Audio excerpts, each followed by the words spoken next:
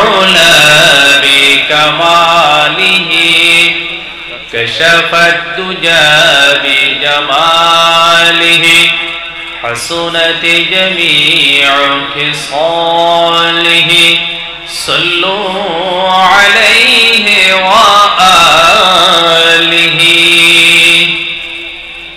خسف القمر بجماله عجز البشر بكماله خسف القمر بجماله عجز البشر بكماله نطق الحجر بجلاله আমার সাথে পড়েন সাল্লু আলাইহি ওয়া আলিহি মুহাব্বতের সহিত সাল্লু আলাইহি ওয়া আলিহি শারাকাল মাকানু বিনূরিহি সুররা জামানু লিসূরিহি নুসিখাল মিলালু বিজুহুরিহি নুসিখাল মিলালু বিজুহুরিহি সাল্লু আলাইহি ওয়া আলিহি সাল্লু আলাইহি ওয়া আলিহি লা ইলাহা ইল্লাল্লাহ জোরে জোরে লা ইলাহা লা ইলাহা ইল্লাল্লাহ লা ইলাহা ইল্লাল্লাহ লা ইলাহা ইল্লাল্লাহ রুজরে লা ইলাহা ইল্লাল্লাহ লা ইলাহা ইল্লাল্লাহ সুবহানাল্লাহ আলহামদুলিল্লাহ ওয়া লা ইলাহা ইল্লাল্লাহ সুবহানাল্লাহ আলহামদুলিল্লাহ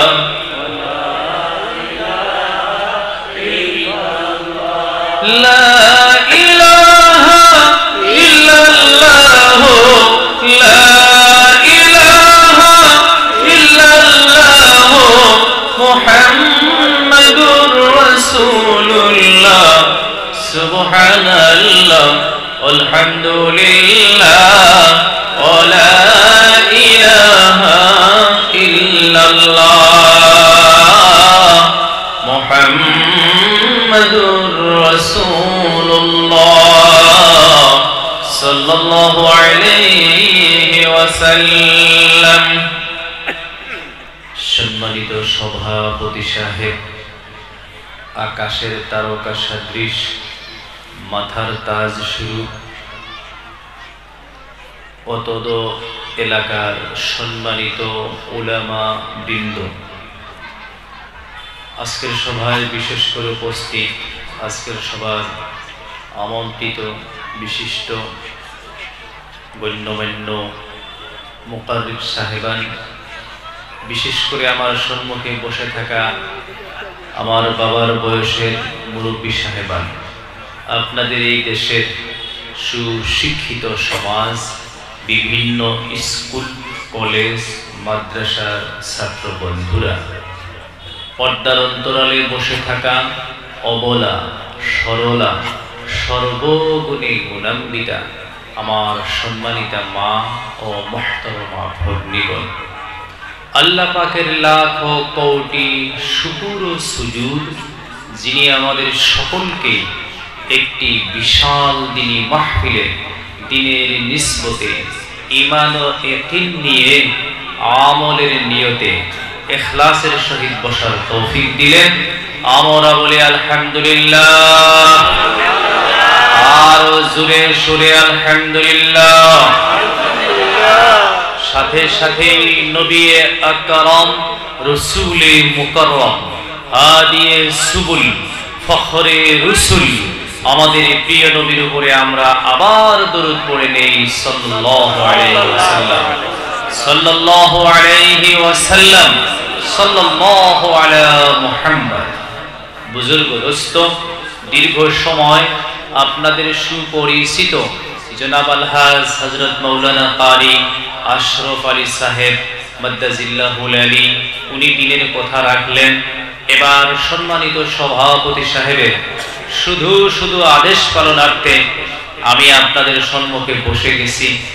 আল্লাহর তরফ থেকে যত সময় ফায়সালা হবে আমরা শেষ পর্যন্ত আখিরি দোয়া পর্যন্ত ইনশাআল্লাহ এখন যেভাবে বসে আছি আল্লাহর রাস্তায় সময়টুকু আজকে আমরা অক্ষ করব ইনশাআল্লাহ। হতে পারে আজকের এই বৈঠক আপনার আমার জন্য জিন্দেগির শেষ বৈঠক হতে পারে। কথা ঠিক না ঠিক ভাই? কার কাফনের কাপড় কোন দোকানে এসে গেছে সেটা কিন্তু কেউ বলতে পারবে না। বুজুর্গ দোস্ত, ওই জন্য এক কবি বলছেন মৌত বরহক হ্যায় লেকিন কফন মিলনে মে শক হ্যায়। আপনার আমার মৌত চির সত্য, কিন্তু কফনের কাপড় তকদিরে আছে কিনা এটা কিন্তু সন্দেহ আছে। ওই জন্য নবীজি বলে গেছেন একটা সুন্দর আমলের কথা, যেটা আমি আপনি সুবাহ শাম সকাল বিকাল করব। অনেক মুরব্বী বাবাজিরা অনেক উলামায়ে দ্বীন করেন সে আমলটা। এই কথা দুনিয়ার কোন পীর, দুনিয়ার কোন বড় মানুষ ইহাতকে আব্দুল কাদের জিলানীও বলে নাই, এটা বিশ্ব নবী বলেছেন। জোরে বলেন সুবহানাল্লাহ। সেটা হইল সকাল ফজরের নামাজের পরে মুত্তাসিল মাঝখানে ওয়াকফা না, ফাঁকা না, নামাজের পরে 20 বার আপনি পড়তেন আল্লাহুম্মা বারিক লি ফিল মাউত ওয়া ফীমা বা'দাল মাউত, আল্লাহুম্মা বারিক লি ফিল মাউত ওয়া ফীমা বা'দাল মাউত। এটা 20 বার পড়তাম আমরা। কতবার?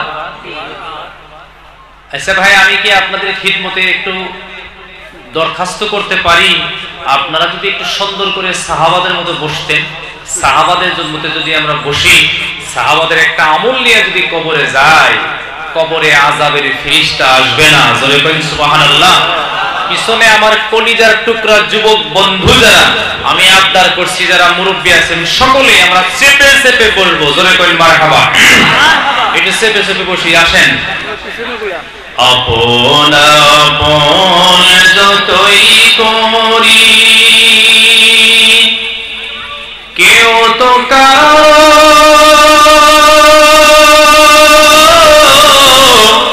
আপন নয়, সবাই চাইতে যিনি আপন তিনি সোনার মদিনায়। আসেন, মদিনাওয়ালা নবীর মহব্বতে আমরা একবারে বসি ভাই। এদিকে যারা আছি ফাঁকা জায়গাগুলো আগে আসেন ভাই। আপনারা যে সামনে জায়গা রেখা বসছেন নিজেই বিবেচনা করেন তো কত খারাপ দেখা যাইতেছে। আগের দিকে আসেন ভাই। জি, সুবহানাল্লাহ আলহামদুলিল্লাহ। ভাই খালি জায়গা মারেন, খালি জায়গা। বেশি সেনসেন করে ভাই, একটু মিঠা মিঠা বানাই দেন না কেন, মাইকের আওয়াজে তো। সুবহানাল্লাহ আলহামদুলিল্লাহ ওয়া ইলাহা ইল্লাল্লাহ। সুবহানাল্লাহ আলহামদুলিল্লাহ ওয়া ইলাহা ইল্লাল্লাহ মুহাম্মাদুর রাসূলুল্লাহ। তো সকাল বিকাল আমরা পড়বো ইনশাআল্লাহ ভাই। আল্লাহুম্মা বারিক লি ফিল মাউত ওয়া ফীমা বা'দাল মাউত। সকাল ফজরের পরে 20 বার। কিভাবে? ফজরের নামাজ শেষ আপনার যেগুলো তাসবিহ তাহলিল আছে এগুলো আপনি আদায় করলেন, সূরা হাশরের 3 আয়াত আপনি পড়লেন।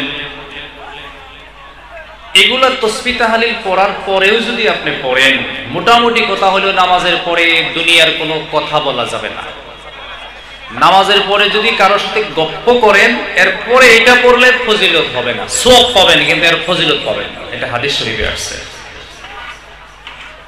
এরকম মাগরিবের পরে একটা কথা মনে রাখতে হবে, মাগরিবের নামাজ ফরজ নামাজের পরে এরকম কোন তাসবিহ তাহলিল নাম বা কোন নফল ইবাদত হুজুর পাক সাল্লাল্লাহু আলাইহি সাল্লাম করেন নাই। হুজুর পাক সাল্লাল্লাহু আলাইহি সাল্লাম ফরজের পরে সামান্য সময় দোয়া করতেন, কতখানি? রব্বানা আতিনা ফিদ দুনিয়া হাসানা ওয়া ফিল আখিরাতি হাসানা ওয়া কিনা আযাবান নার। শেষ, দোয়া শেষ। ওদিকে মাগরিবের পরে মানে সুন্নত আপনি সাইরা ওই বৈঠকেই 20 বার ইনশাআল্লাহ এই দোয়া সকলেই যদি নিয়মিত পাঠ করতে করতে কবরে যাইতে পারে তার মওত হবে শহীদি দরজা। সুবহানাল্লাহ। আমরা আমল করব ইনশাআল্লাহ ভাই। এর সাথে সাথে 7 বার আরেকটা দোয়া আমরা বাড়িয়ে দিব। মুসলিম শরীফে আসছে, তিরমিজি বুখারীর বর্ণনায়, সেটা হইল আল্লাহুম্মা আজিরনি মিনান নার। কোন আমিন। বুজুর্গ দোস্ত, সকল আমলে আল্লাহ আপনাকে 70 গুণ সওয়াব বাড়ায়া দিবে। শর্ত হইল আপনার ইয়াকিন বসতে হবে, ইয়াকিনের সহিত আপনি করতে হবে। তো বুজুর্গ দোস্ত, আমরা আমল করব। তো যা হোক, আমার কথা ছিল আপনারা এত সুন্দর করে বসছেন, আপনাদের এই বসাটাকে আল্লাহর ভাষায় বলা যায় রাজিন। যারা আল্লাহর রাস্তায় রাজি হইয়া গেছে তারা এইভাবে বসতে পারে। জোরে করেন সুবহানাল্লাহ। কোনো প্রশাসন দিয়ে আপনাদেরকে বসানো হয় নাই, কোনো লোভ লালসা দেখানো হয় নাই, কাউকে হাজিরাও দেওয়া হবে না। অথচ আমরা আখিরাতের আশায়, একটু সওয়াবের আশায়, আল্লাহর রেজামন্দির আশায় আমরা এখন বসে গেছি ভাই, কথা ঠিক না? এইভাবে যারা বসে যায় তাদের উপরে আল্লাহ রাজি হইয়া যায়। জোরে করেন সুবহানাল্লাহ। আমার বন্ধুগণ, একদিনের ঘটনা, নবী মূসা আলাইহিস সালাতু ওয়াস সালাম আল্লাহ রাব্বুল আলামিনকে বললেন, রব্বুল আলামিন আল্লাহ, তুমি যে আমার উপরে রাজি হইয়া যাও, ও আল্লাহ তুমি যে আমার উপরে খুশি হও, তুমি যে আমার উপরে রাজি হইয়া যাও, ওইটা আমি কেমন করে বুঝবো? আপনার আমার উপরে যে আল্লাহ রাজি আছে ওইটা কেমনে বুঝবো আমরা? কথা আমরা বুঝতে পারতেছি ভাই? এইবার আল্লাহ রাব্বুল আলামিন বললেন, ও নবী মূসা,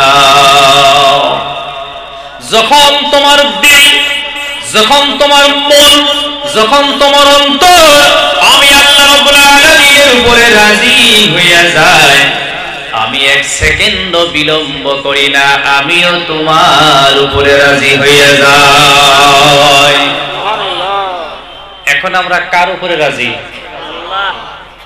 আল্লাহ শব্দটা একটু জোরে বলা যাবো কি ভাই? এখন আমরা কার উপরে রাজি? আমরা আল্লাহর উপরে রাজি। গতিকে আল্লাহ এখন কাদের উপরে রাজি? আমাদের উপরে।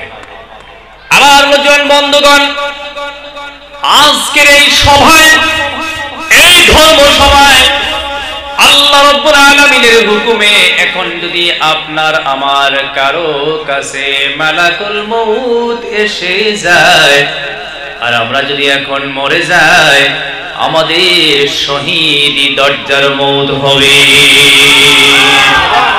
কারণ এখন আল্লাহ আমাদের উপরে কি আছে? রাজি আছে। আচ্ছা, আপনারা কি আমার ভাষা বুঝতেছেন? আমি কি আপনাদেরকে বুঝাইতে পারতেছি?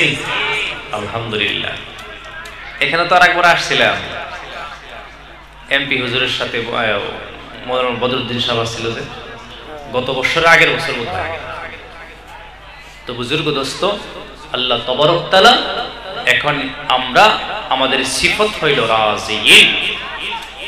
ইমাম হাসান বসরি বলছেন যে কুত্তার ভিতরে 10টা ভালো গুণ আছে। কয়টা? 10টা। এই 10টার একটা গুণও যদি মানুষের মধ্যে এসে যায়, বিনা দলিলে জান্নাতি হবে। 10টা গুণ। কয়টা গুণ? 10টা। 10টার 1 নম্বর গুণ হইল আল কিনাআত, মানে ধৈর্য, সবর। পৃথিবীর সব মখলুকের চাইতে কুত্তার ধৈর্য বেশি। আমার বন্ধুগণ, এই ধৈর্য, এই সবর যে মুসলমানের মধ্যে এসে যাবে, যে মানুষের মধ্যে এসে যাবে, আমার আল্লাহ বলেন, ও আমার আখেরি জামানার নবী, তুমি এই কথাটা ঘোষণা দিয়ে দিতে পারো। ওয়া ইন তাসবিরু ওয়া তাত্তাকু লা ইয়াদুরুকুম কাইদুহুম শাইআ ইন্নাল্লাহা বিমা ইয়ামালুনা মুহিত। জোরে বলুন সুবহানাল্লাহ। আমার নজন বন্ধুগণ, মুরব্বিগণ, এই আয়াতের জরিয়তে আল্লাহ রাব্বুল আলামিন বিশ্বনবী মুহাম্মদুর রাসূলুল্লাহ সাল্লাল্লাহু আলাইহি সাল্লামকে বলে দিলেন, ঘোষণা করে দিলেন, ও নবী তুমি জানাইয়া দিতে পারো, বলে দিতে পারো, এই গুড মেসেজটা, খুশখবরিটা তুমি দিয়ে দিবার পারো, যে বান্দা তোমার যে উম্মতের মধ্যে নম্বর 1 ধৈর্য গুণ পাওয়া যাবে, সবর পাওয়া যাবে, ও নবী দ্বিতীয় নম্বরে তোমার কোন উম্মতের, আমার কোন বান্দার দিলের ভিতরে আমি আল্লাহর ভয় পাওয়া যাবে। রব্বুল আলামিন ঘোষণা করলেন, আমার হাবিবে, এই দুইটা গুণ, এই দুইটা সিফত যার ভিতরে পাওয়া যাবে, ওদের উপরে যদি কোনো বিপদ এসে যায়, ধৈর্যশীল বান্দার উপরে যদি কোনো বিপদ এসে যায়, মুত্তাকিন বান্দার উপরে যদি কোনো বিপদ এসে যায়, আমার আল্লাহ কয়, ওদের বিপদগুলি যদি বড় হয়, তার মানে কেন্দ্রীয় পর্যায়ের বিপদ যদি হয়, রাষ্ট্রীয় পর্যায়ের বিপদ যদি হয়, আমার নজওয়ান বন্ধুগণ, স্টেট লেভেলের বিপদ যদি এসে যায়, শারীরিক বিপদ, মানসিক বিপদ যদি এসে যায়, ওদের বিপদগুলি আমি রব্বুল আলামিন আমার নিজ হাতে সরাইয়া দেই। বদরের যুদ্ধে কতজন সাহাবা ছিল ভাই? বদরের যুদ্ধে সাহাবা কতজন ছিল? 305 জন। আর বাকি 9 জন অন্য কাজে ছিল। যুদ্ধের ময়দানে 305 জন। বুখারী শরীফ কিতাবুল মুগাজি 8 নম্বর খণ্ডের মধ্যে আছে। আমার নজন বন্ধুগণ, বিশ্বনবী মুহাম্মদ রাসূলুল্লাহ সাল্লাল্লাহু আলাইহি সাল্লামের উপরে আল্লাহর তরফ থেকে অর্ডার হয়ে গেল, হাবিবে, দিন প্রতিষ্ঠিত করার জন্য তুমি বদরের ময়দানে যাও। আমার নজওয়ান বন্ধুগণ, আজকের দিনেও বদরের ময়দান অহুয়া মুগলাক, ক্লোজ, এটা বন্ধ আছে, কোনো মানুষ এখানে যাইতে পারে না, বন্ধ করে রাখছে। আমরা বদরের কুয়া দেখতে গেছিলাম মদিনা থেকে 80 মাইল দূরে। আমার নজওয়ান বন্ধুগণ, বিশ্বনবীর উপরে অর্ডার হয়ে গেল, হাবিব তুমি বদর প্রান্তরে যাও দিন প্রতিষ্ঠিত করার জন্য।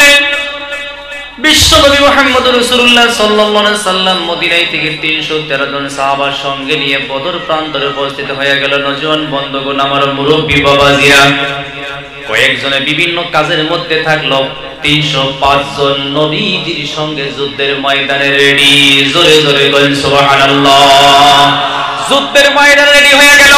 ও নজওয়ান বন্ধুগণ, কিন্তু সাহাবারা ওই বদর প্রান্তরে যাওয়ার পরে দেখলেন গো, যে জায়গাটা বড় সুন্দর, যে জায়গাটা বড় উপযোগী, জায়গাটায় বসতে ভালো, দাঁড়াইতে ভালো, দৌড়াইতে ভালো, ঠ্যাঙ্গের মধ্যে, পায়ের মধ্যে শক্তি করা যাবে, তলের মধ্যে, নিচার মধ্যে হলো সুন্দর মাটি, শক্ত মাটি, ওই জায়গাটা বেদিনেরা নিয়ে নিল।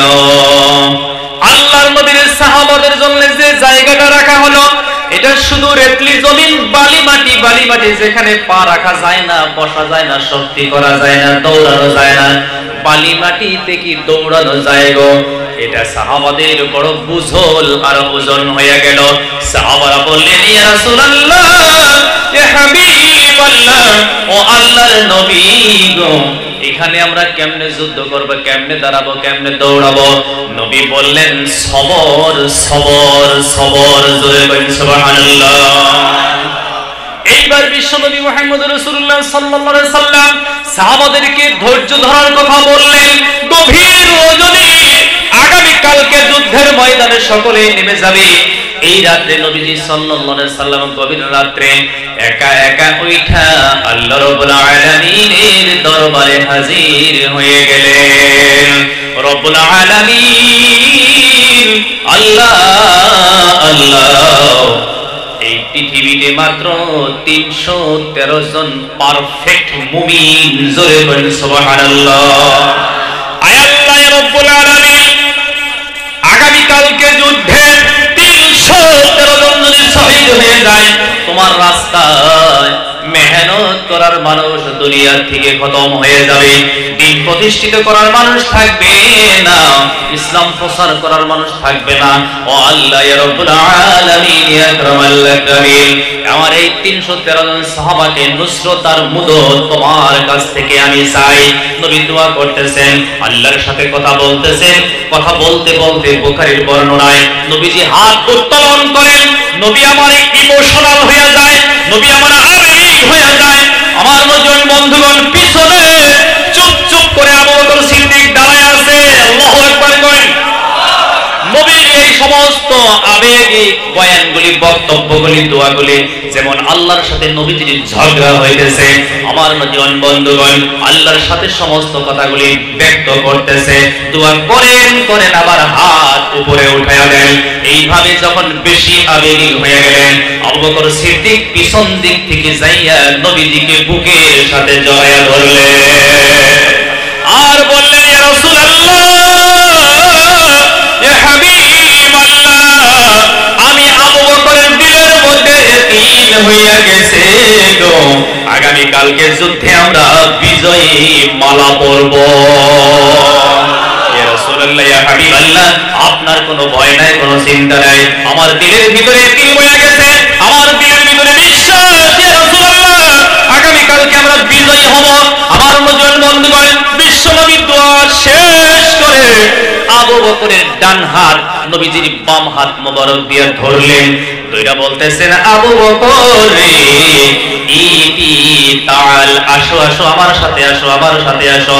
যেখানে যুদ্ধ হবে বিশ্বনবী আবু বকর সিদ্দিকের হাত ধরে যুদ্ধের ময়দানে নিয়ে গেল।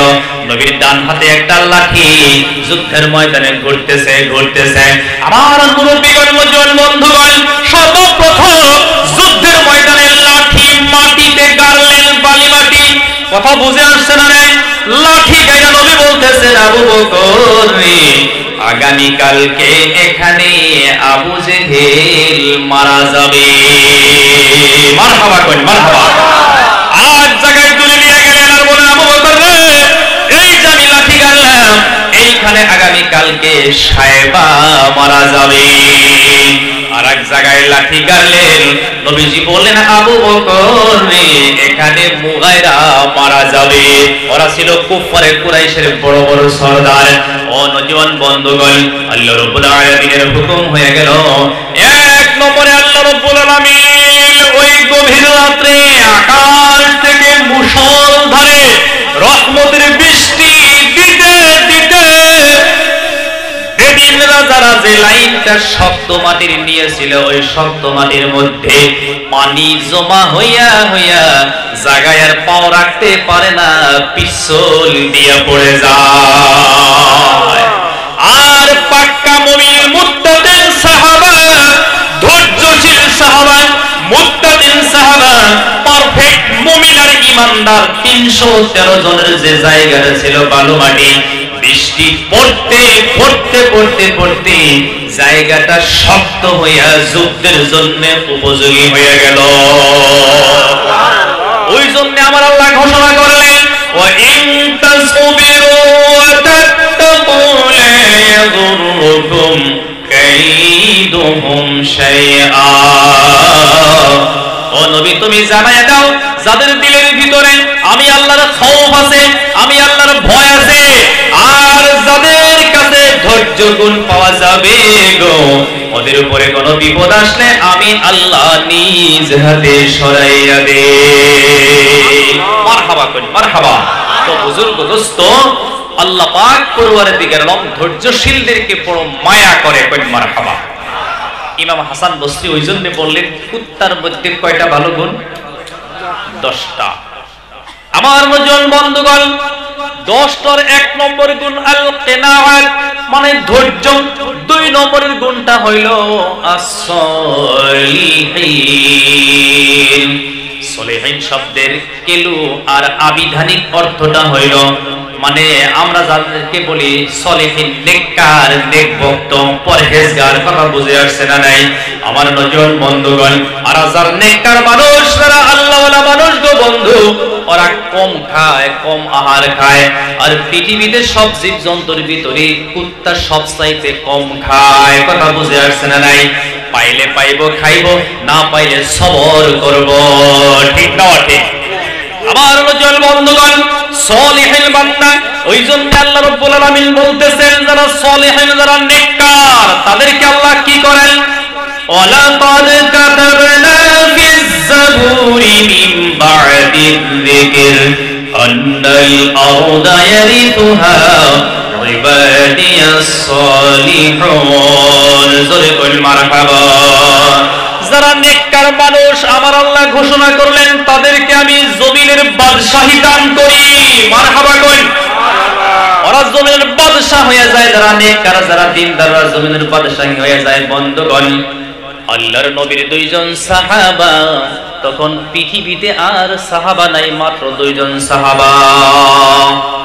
সাহাবার দরজা শেষ, এরপরে তবেইন তাবেইনদের জামানা শুরু হবে। পৃথিবীতে মাত্র 2 জন সাহাবা। মদিনার কয়জন? এই 2 জন একদিন এক জায়গায় বসে মাশওয়ারা করতেছেন। পৃথিবীতে নবী নাই, জাদ্রেল বিশিষ্ট বিশিষ্ট সাহাবা পৃথিবীতে কেউ নাই, সব আমাদেরকে ছেড়ে চলে গেল। এখন আমরা মাত্র 2 জন বাকি আছি। চলো আমরা এখন পৃথিবীর কোন দেশে কলিমার অভিযান চালাবো? মারহাবা কই মারহাবা। কোন দেশে যাব? দিন প্রচার করব। একজনে আর একজনরে কইল, ভাই কোন দেশে আমরা এখন যাব? পৃথিবীর একটা দেশ যার চতুর্দিকে দরিয়া আর পানি, মাঝখানে দ্বীপের মধ্যে একটা দেশ, ওইটা হইল ইন্দোনেশিয়া, মালয়েশিয়া। এই 2 দেশ তখন এক দেশ ছিল, এখন ভাগ হয়ে গেছে। ইন্দোনেশিয়া, মালয়েশিয়া ভাগ হয়ে গেছে। আমার নজন বন্ধুগণ, আল্লাহর নবীর 2 সাহাবা মদিনায় থেকে সিদ্ধান্ত নিলেন, মশওয়ারা হয়ে গেল, চলো আমরা ওই ইন্দোনেশিয়া, মালয়েশিয়াতে গিয়া আল্লাহর নবীর দ্বীনের কলিমার অভিযান চালাবো। জোরে জোরে বলেন সুবহানাল্লাহ। আমার নজন বন্ধুগণ, আমার মুরব্বী বাবাজিরা, আল্লাহর নবীর 2 সাহাবা, ওই জামানায় কোন গাড়ি ঘোড়া তো ছিল বটেই, কোন ধরনের ফ্লাইট, কোন হেলিকপ্টার, কোন ধরনের বাস গাড়ি, ট্যাক্সি, মারুতি গাড়ির কোনো ব্যবস্থা ছিল না। আল্লাহর নবীর 2 সাহাবা মদিনা শহর থেকে পায়ে হেঁটে হেঁটে ইন্দোনেশিয়ার দিকে রওনা। মারহাবা কই। যাইতে যাইতে মুসলমান ইতিহাস সাক্ষী, কখনো রাস্তাঘাটে জীবজন্তু দেখে সাহাবারা দাঁড়ায়া যায়, রুইয়া যায়, আর আগে যায় না। কখনো কখনো বাঘে সাহাবাদেরকে, ও বন্ধুগণ, 70 যুগে জীবজন্তুরাও কথা বলতে পারত, কথা বুঝে আসছে না নাই? বাঘের কলিমার দাওয়াত দিয়েছে। সির্ফ 5 মিনিট কা মাদ্রাসা, এর মধ্যে আছে বুখারী শরীফের হাদিস। আমার নজন বন্ধুগণ, আল্লাহর নবীর 2 সাহাবা পায়ে হেঁটে যায়, জীবজন্তুর সঙ্গে দেখা হয়ে যায়, সাহাবারা ওইখানে থইকা যায়, ওইখানে সাহাবারা রুইকা যায়, আগে যায় না। বনের বাগে দাওয়াত দেয়, ও আল্লাহর নবীর সাহাবা, কোনো ভয় নাই, আমরা আখিরি জামানার নবীর উপরে কলিমা পড়েছি। এখন আমাদের ভিতরে কোনো হিংসা নাই, কোনো আদাওয়াতি নাই, কোনো দুশমনী নাই, আমরা আখিরি জামানার নবীর উপরে কলিমা পড়েছি। এখন আমরা আর কোনো মানুষকে ক্ষতি করতে পারি না। জোরে জোরে বলুন সুবহানাল্লাহ। তোমরা নিশ্চিন্তায় যাও, কোথায় যাবা? ও নওজোয়ান বন্ধুগণ, বর্তমান গোটা পৃথিবীর জমিনে যে তুফান উঠছে বন্ধু, যে তুফান উঠছে, কিন্তু মনে রাখবেন মুসলমান, পৃথিবীর 232টা দেশ, কয়টা? পৃথিবীতে বর্তমানে 232 দেশের সমস্ত জমিনে পাহাড় পর্বতে নদী নালায় পানি গাছ বৃক্ষ তরলতায় আখেরি জামানার নবীর কলিমা পড়েছে। আমার নওজোয়ান বন্ধুগণ, সময় থাকলে আমি পড়ে বলার চেষ্টা করব বন্ধু। এইবার আল্লাহর নবীর দুই সাহাবা যাইতে যাইতে ইন্দোনেশিয়ায় পৌঁছে যায়। আল্লাহু আকবার কইন। আপনাদের দোয়ায় আমি ইন্দোনেশিয়ায় গেছি, মাথুরা স্টেট। এয়ারপোর্ট হলো জাকার্তা, এখানে 8 ঘন্টা সময় লাগে কলকাতা থেকে। আমি গিয়েছিলাম, মানে ওই সোনি কোম্পানি আছে না, টিভি সিবিএস সোনি কোম্পানির বহুত, এই কোম্পানির কিছু লোক গুয়াহাটিতে আছে। আর ব্যবসায় সূত্রে ওই জায়গায় প্রায় আমাদের আসামের 250 মানুষ আছে। বর্মা, বাংলাদেশ ইত্যাদি ইত্যাদি জায়গার মানুষ এখানে আছে। সোনি কোম্পানিকে সরকারে অফার দেয়, ওরা একজন সবটি মানে দিনদার মানুষ ছিল, ভাবছে যে একজন আলিম মানুষ নিয়ে যায়। আলহামদুলিল্লাহ আমি গিয়েছিলাম। আমার নওজোয়ান বন্ধুগণ, আল্লাহর নবীর দুই সাহাবার কবর ওই জায়গায় আছে। কোন সুবহানাল্লাহ। ইন্দোনেশিয়ার মাথুরা স্টেট জাকার্তা, ওইখানে আল্লাহর নবীর দুই সাহাবার কবর আছে বন্ধুগণ। এই দুই সাহাবার বরকতে ওই জমিনটা আল্লাহ বরকতময় বানাইয়া দিছে। কেমনে বরকতময় হইল বন্ধু? বর্তমান গোটা পৃথিবীর ভিতরে সব চাইতে বিশ্ব নবীর জামানার আমল যদি ধরে রাখছে, মক্কা মদিনার পরে ওইটা ইন্দোনেশিয়ার মুসলমান। মদিনায় তাহাজ্জুদের আযান হয় বন্ধু, তায়েফ শহরে তাহাজ্জুদের আযান হয়, মক্কা নগরীতে তাহাজ্জুদের আযান হয়। এটা ফজরের আগে, কথা বুঝে আসছে না নাই? আজকের দিনেও ইন্দোনেশিয়ায় তাহাজ্জুদের আযান হয় না ঠিক, কিন্তু ফজরের নামাজের আগে মসজিদে ভিড় হয়ে যায়। আল্লাহু আকবার কইন। এটা আর কিছু নয়, এটা সাহাবাদের বরকত। মারহাবা কইবেন না? এটা সাহাবাদের বরকত। আমার নওজোয়ান বন্ধুগণ, একজন সাহাবার আদর্শ কেমন ছিল? সাহাবাদের আদর্শ দেখে আকাশের ফেরেশতারা লজ্জা পাইছে। মারহাবা কইন।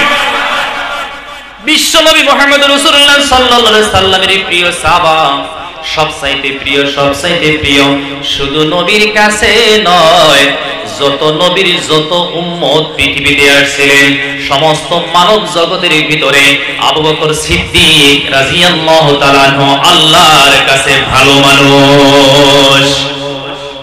আবু বকর সিদ্দিক রাদিয়াল্লাহু তাআলা আনহুর কথা কোরআন শরীফে আসছে, লা তাহজান ইন্নাল্লাহা মা'ানা ফাআনজালাল্লাহু সাকিনাতাহু আলাইহি ওয়া আইয়াদাহু বিজুনুদিন লাম তারাওহা ইলা আখিরিল আয়াত। সূরা তাওবা 10 নম্বর পারার মধ্যে আল্লাহ রাব্বুল আলামিন আবু বকরের কথাও ইঙ্গিত দিয়েছে। জোরে জোরে বলেন সুবহানাল্লাহ। তার মানে ও হাবিবি রে, লা তাহজান, কোনো ভয় নাই, কোনো ভয় নাই। ইন্নাল্লাহা মা'ানা, নবী বলতেছে কোনো ভয় নাই। ইন্নাল্লাহা মা'ানা, আমরা দুইজন তো আছি। তার মানে ও নবী, তুমি আর আমি আবু বকর দুইজন আছি, আমার সাথে আল্লাহ আছে। আবু বকর সিদ্দিকের কথা আল্লাহ কোরআনে আয়াতের মধ্যে ইশারা করে দিয়েছে।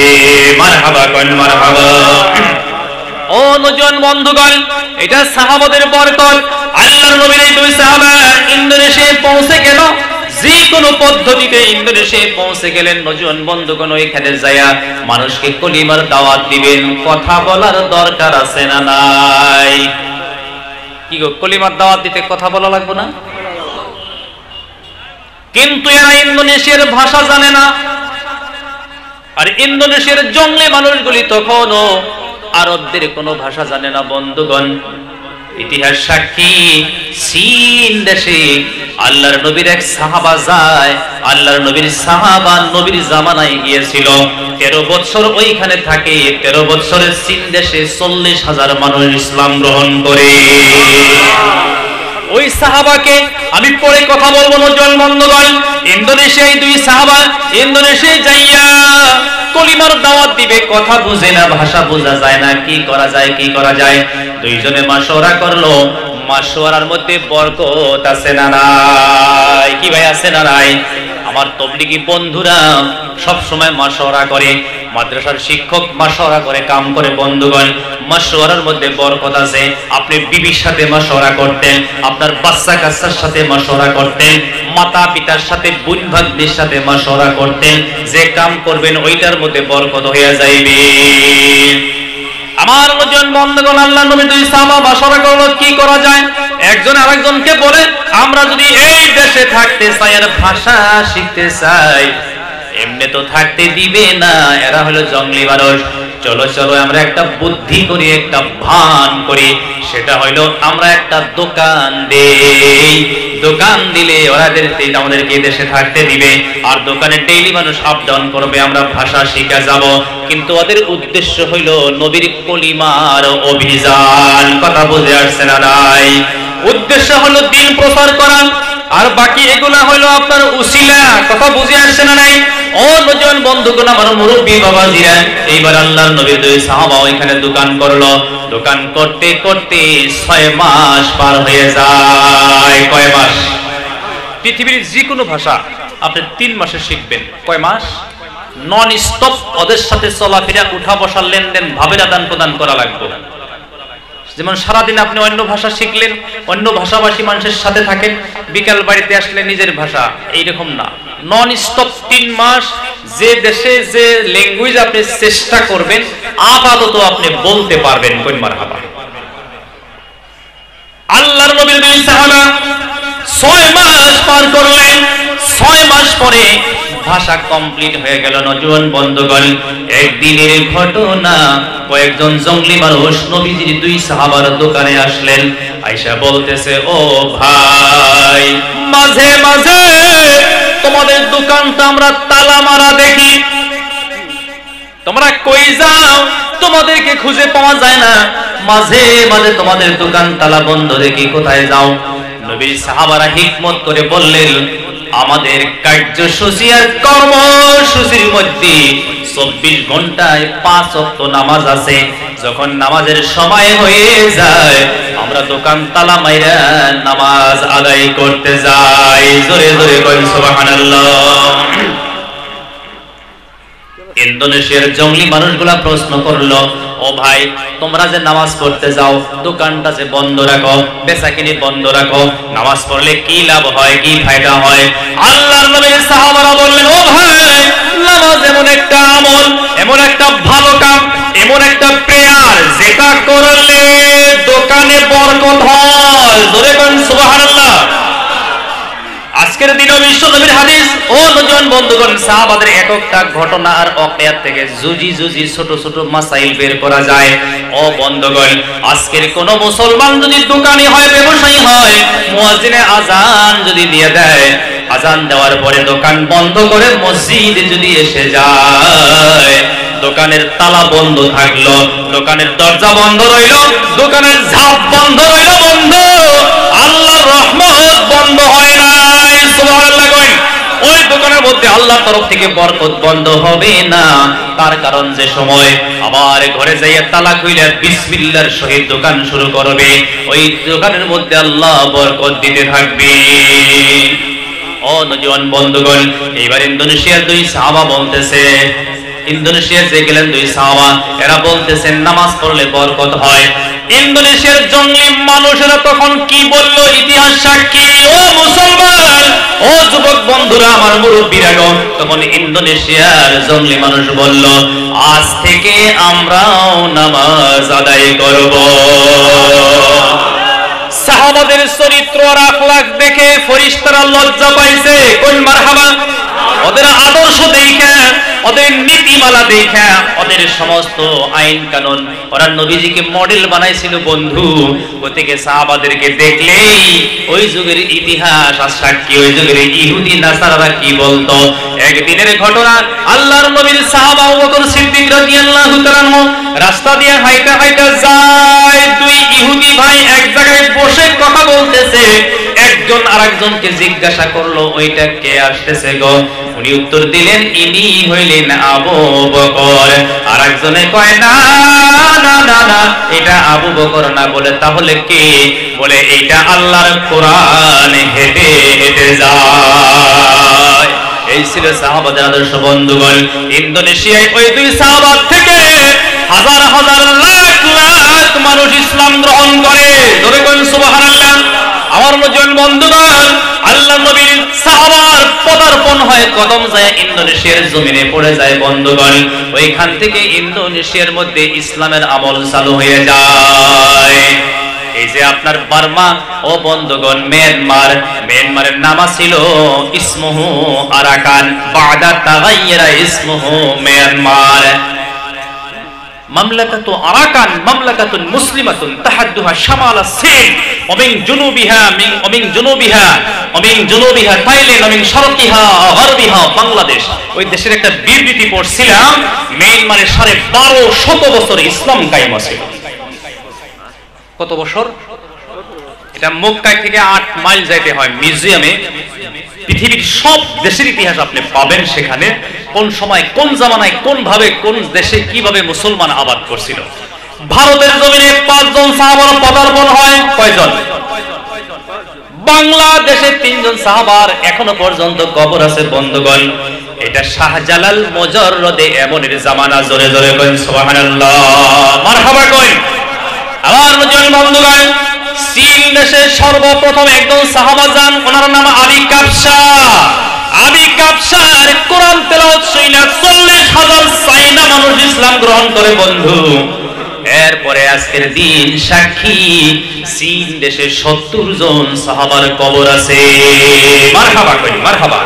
একটু জিকির করি, লা ইলাহা ইল্লাল্লাহ, লা ইলাহা ইল্লাল্লাহ। জোরে জোরে, লা ইলাহা ইল্লাল্লাহ, লা ইলাহা ইল্লাল্লাহ, লা ইলাহা ইল্লাল্লাহ, লা ইলাহা ইল্লাল্লাহ, মুহাম্মাদুর রাসূলুল্লাহ, সুবহানাল্লাহ, আলহামদুলিল্লাহ, ওয়া লা ইলাহা ইল্লাল্লাহ। ভাই, আমি কিন্তু আপনাদের মুসাফির, অনেক দূর আমার বাড়ি, কামরূপ জেলা। আমি অনুরোধ করছি আগেও, আর এখন আপনাদেরকে আবার বেশি অনুরোধ করলাম, খালি জায়গাটা দয়া করে মারেন, ভালো দেখা যায় না। আসেন, এই যে খালি জায়গা সামনে আমার পিছনে যারা ভাই দাঁড়ায় আছেন, একটু সময় বসেন। 11টার ভিতরে কথা শেষ হবে। সম্মানিত সভাপতি সাহেব বলছেন এখন 10টা পার হয়েছে, খুব বেশি আপনাদেরকে নিয়ে আলোচনা করলে 40 মিনিট। আমার বন্ধুগণ, কথা ছিল আল্লাহ নবীর সাহাবারা যেখানে যাইতেন বরকত নিয়ে যাইতেন। কইল মারহাবা। কারণ নবী সাহাবাদের মডেল ছিল। পৃথিবীতে নবীজি যখন পদার্পণ করলেন, আমাদের নবীও এই পৃথিবীতে আসার সময় বরকত নিয়ে আসছে। জোরে জোরে কইন সুবহানাল্লাহ। কেমনে কেমনে? এইবার মা আমিনা বলতেছেন, যেদিন থেকে শিশু নবী আমার রেহেমে গেল, আমার পেটে গেল, বিসমিল্লাহির রহমানির রহিম, হাল আতা আলাল ইনসানি হিনুম মিনাদ দাহরি লাম ইয়াকুন শাইআম মাযকুরা, ইন্না খলাকনাল ইনসানা মিন নুতফা।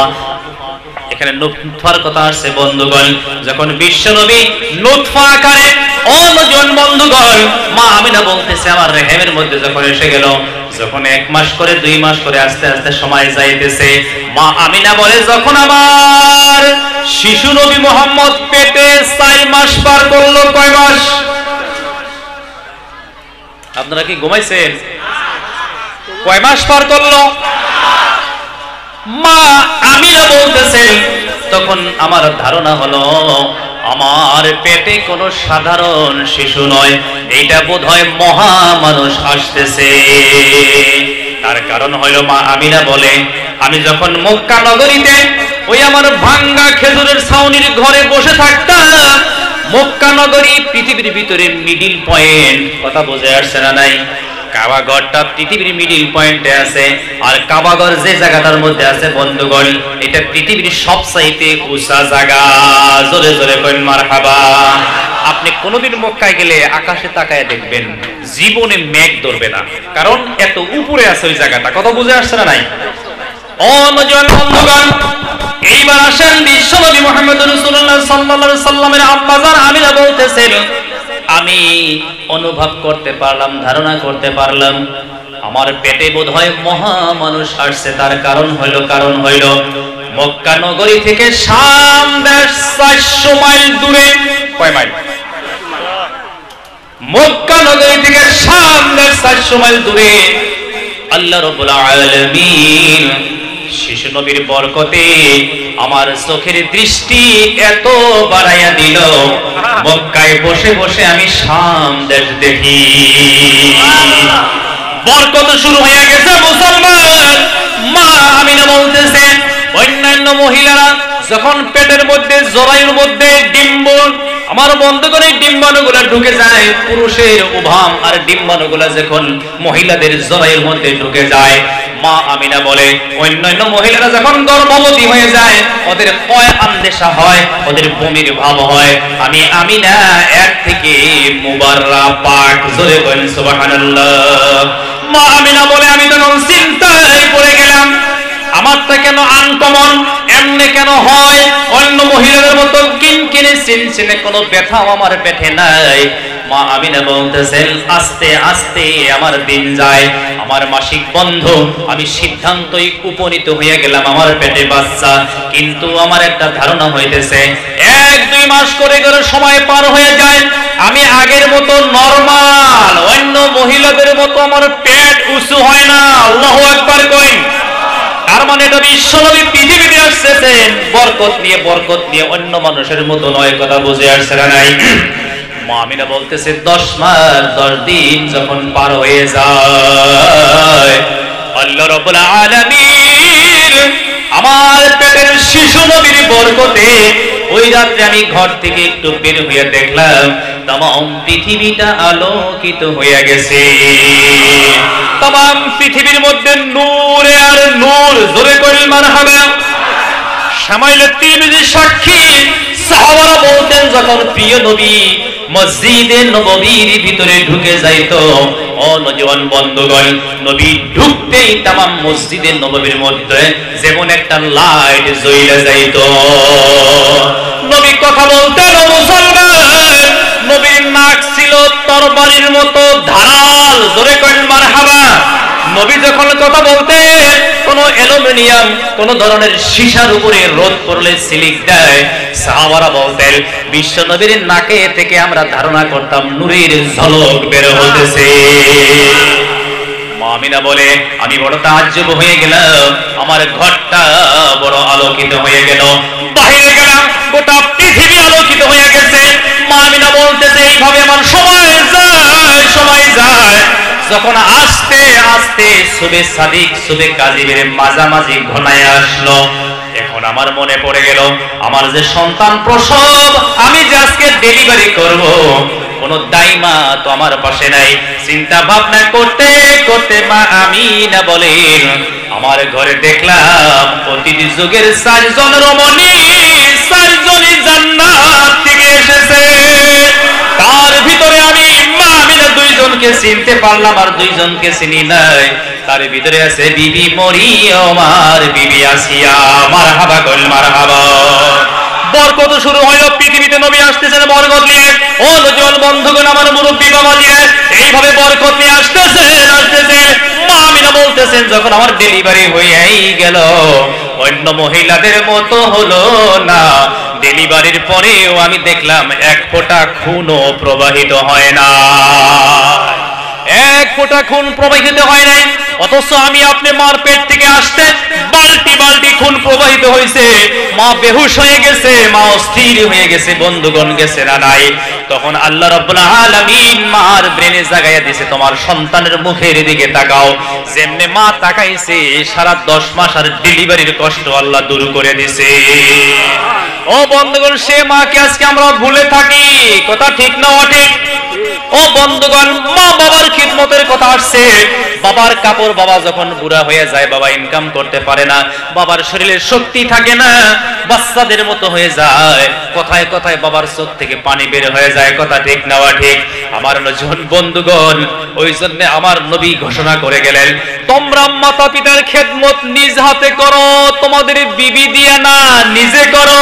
মারহাবা কইন। মার খেদমত আপনার মার খেদমত আপনার উপরে ফরজ, আপনার বিবির উপরে ফরজ না।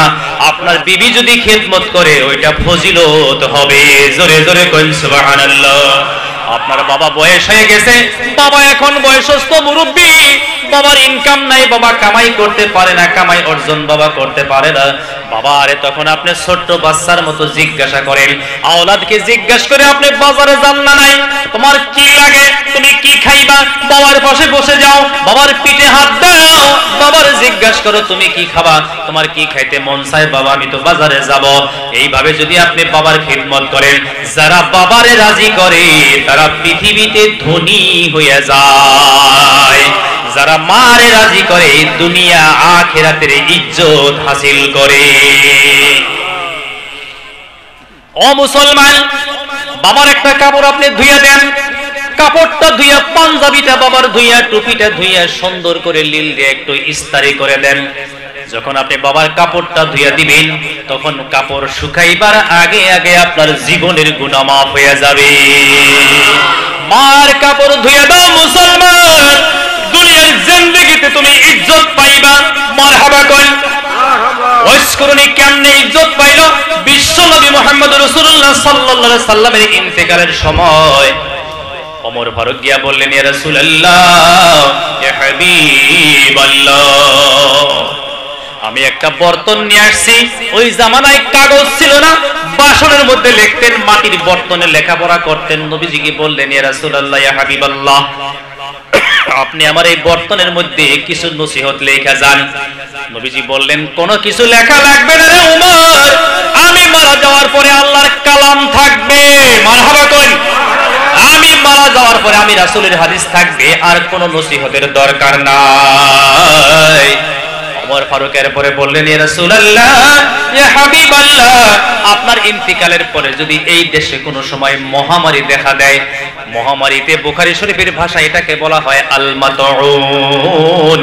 এই যে করোনা ভাইরাস গেল, আল মাতউন এটারে ভাইরাস বলা হয়। জোরে জোরে কইন সুবহানাল্লাহ। 5টা বেমারের কথা আসছে বুখারীতে। আল মাতউন, আল মাবতুন, আল গারিক, সাহিবুল হদম, শহীদ ফি সাবিলিল্লাহ। বুখারী শরীফ 1 নম্বর খণ্ডের মধ্যে আসছে কিতাবুল জিহাদের মধ্যে। এই যে এটা লকডাউন গেছে, ভাইরাসের কারণে গেছে না নাই, যুগে যুগে যুগে যুগে এইভাবে আরো অনেক ভাইরাস পার হয়ে গেছে। আমার নজন বন্ধুগণ, আমি ওইদিকে যাই না। এইবার বিশ্বনবী মুহাম্মদুর রাসূলুল্লাহ সাল্লাল্লাহু আলাইহি সাল্লাম ওমরকে বললেন, ওমর রে, কোনো কিছু আর লেখা লাগবে না, কোরআন রইলো, হাদিস রইলো, তোমরা এর উপরে আমল করবা। ওমর ফারুক বলতেছে, ইয়া রাসূলুল্লাহ, ইয়া হাবিবাল্লাহ, এর উপরে তো আমরা আমল করব। যদি কখনো কখনো মহামারী দেখা দেয়, আর কখনো কখনো যদি অনাবৃষ্টি দেখা দেয়, বৃষ্টি না নামে, তখন আমরা কি করব? নবী বইলা গেলেন, যদি বৃষ্টি মক্কা মদিনায় না হয়, ঘাসপালা না ফুটে, যখন দেখবা ভেড়া বকরি দুম্বা উঠে ঘাস পায় না, মরুভূমির কারণে, অনাবৃষ্টির কারণে, তোমরা আমার একজন আশিক ওয়াইসকুরুনিকে দিয়া দোয়া করাবা, আল্লাহ ওয়াইসকুরুনির দোয়ায় মক্কার জমিনে বৃষ্টি দিয়া দিব। আমার নজন বন্ধুগণ, ওমর ফারুক রাদিয়াল্লাহু তাআলা আনহু, আবু বকর সিদ্দিক 2 বছর 3 মাস ছিলেন খলিফা হইয়া, ওমর ফারুক ছিলেন প্রায় 8 বছর, 8.5 বছর, ওসমান গনি ছিলেন 5 বছর। কিবা তো ওসমান গনির কথা আছে 5 বছর 2 মাস। হযরতে আলী ছিলেন 5.5 বছর। কোন মারহাবা। আমার নজন বন্ধুগণ, এইবার ওমর আল ফারুক রাদিয়াল্লাহু তাআলার জামানা এসে গেল, বৃষ্টি নাই, বৃষ্টি নাই, হজের টাইম আইসা গেল। কাফেলায় কাফেলায় যায় জিজ্ঞাসা করে, এইখানে কি এমন দেশের মানুষ আছে গো? বলে, না না, এমনের কোনো মানুষ নাই। ওই বছর মানুষ পায় নাই, পরের বছর তালাশ করতে করতে একটা কাফেলায় যায় জিজ্ঞাসা করলো, এইখানে কি এমন দেশের মানুষ আছে গো? তখন অল্প মানুষে হজ করতো, কথা বুঝে আসছে না নাই, 1-2টা করে ডেরা পাততো, তাম্বুরা পাইতে পাইতে মানুষ থাকতো। ওবার জিজ্ঞাসা করলো, এইখানে কি এমন দেশের মানুষ আছে? আর এমন দেশের কারুন এলাকার মানুষ কি আছে? একজন মানুষ লম্ফ দিয়ে দাঁড়ায় গেল, আমিরুল মুমিনিন, আমরা এমন দেশের মানুষ, তোমাদের এলাকার নাম কি? বলে কারুন। তাহলে কি তোমরা ওয়াইসকুরুনিকে চেনো? আর একজন মুরব্বী দাঁড়ায় গেল, আমিরুল মুমিনিন, ওয়াইসকুরুনি আমার ভাতিজা। আমিরুল মুমিনিন বললেন, পায়া গেছি রে, পায়া গেছি। কোথায় আছে তোমার ওয়াজ করুনি? বলে ওর কথা জিজ্ঞেস করে লাভ নাই, ও তো একটা পাগলা। আমিরুল মুমিনিন বলতেছেন ওয়াজ করুনি পাগল নয়, পাগল হইলাম আমরা। তুমি ওয়াজ করুনির লোকেশনটা দাও, কোথায় আছে, কোন দিকে আছে, কেমনে যাইব? তখন বলতেছেন উনি হজ করেছেন বটে, হজ শেষ হয়ে গেছে, ওনার সিদ্ধান্ত হইল উনি মদিনায় যাবে না, এখান থেকেই কারণ দেশে ঘুরে যাবে। মারহাবা কবেন না? মদিনায় যাবেন না, মদিনায় যাওয়া না যাওয়া নিয়ে অনেক মন্তব্য লিখছেন কিতাবের রাইটাররা। আমার নজর বন্ধুগণ, এইবার আমিরুল মুমিনিন বলেন কোথায় আছে বলি, এখন উনি আরফার মাঠে আছে, আরফার মাঠে অপেক্ষা করতেছে। এবার আমিরুল মুমিনিন উসমান গনি আলীকে সঙ্গে নিয়ে মক্কায় থেকে আরফার মাঠ 16 মাইল জায়গা, কত মাইল, পায়ে হেঁটে হেঁটে মাঝখানে মিনা মুজদালিফা অতিক্রম করে আরফায় চলে গেলেন। আরফায় যায় দেখেন জায়গায় জায়গায় রাখালেরা উট রাখে, দুম্বা রাখে। এবার মনে মনে ভাবলেন কোনদিন তো স্কুরুনিকে আমরা দেখি নাই, আমরা তো চিনি না, আজকে হঠাৎ করে কেমনে চিনবো, কেমনে করে বুঝবো, কি করে দেখবো যে এইটা স্কুরুনি? এইভাবে চিন্তা ভাবনা করতে করতে আরফার মাঠে ঢুকে গেলেন। জায়গায় জায়গায় জায়গায় জায়গায় উট ভেড়া বকরি দুম্বা রাখতেছে। এক জায়গায় একটু আনকমন দেখলেন, একজন মানুষ নামাজে দাঁড়ায় আছে, চতুর্দিকে উট দুম্বায় ঘাস খাইতেছে। হযরতে আলী বললেন আমিরুল মুমিনিন গো, এইটাই ওয়াইস কুরুনি হবে। জোরে জোরে কোন সুবহানাল্লাহ।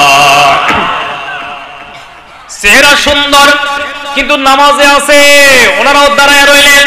অন্যজন বন্ধুগণ সালাম ফিরানোর পরে আলী কানে কানে যায় কইল ভাই আমাদের সাথে খলিফাতুল মুমিনিন হযরতে ওমর আছে, তোমার নামটা কি, পরিচয়টা আমরা জানতে চাই, তোমার নাম কি?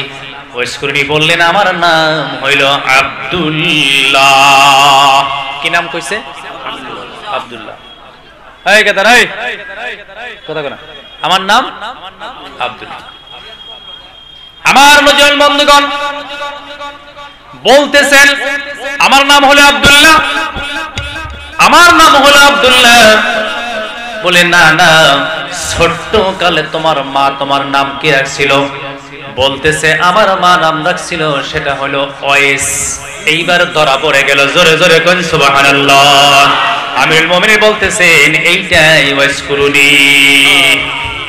বসে গেলেন, তিনজনে কথোপকথন হইতেছে। ওয়েস কুরুনি বড় আনন্দিত আর খুশি আর আবেগী, কারণ এদেরকে দেখে নবীর কথা মনে পড়ে গেছে, মনে পড়ব না নাই।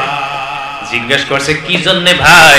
বলে আমরা তো এই জন্য তোমার কাছে আসলাম, একটু দোয়া করে দাও, দীর্ঘদিন ধরে মক্কার জমিনে বৃষ্টি নাই, ঘাসপালা মরে গেছে, জীবজন্তু খানা দানা বন্ধ হয়ে গেছে।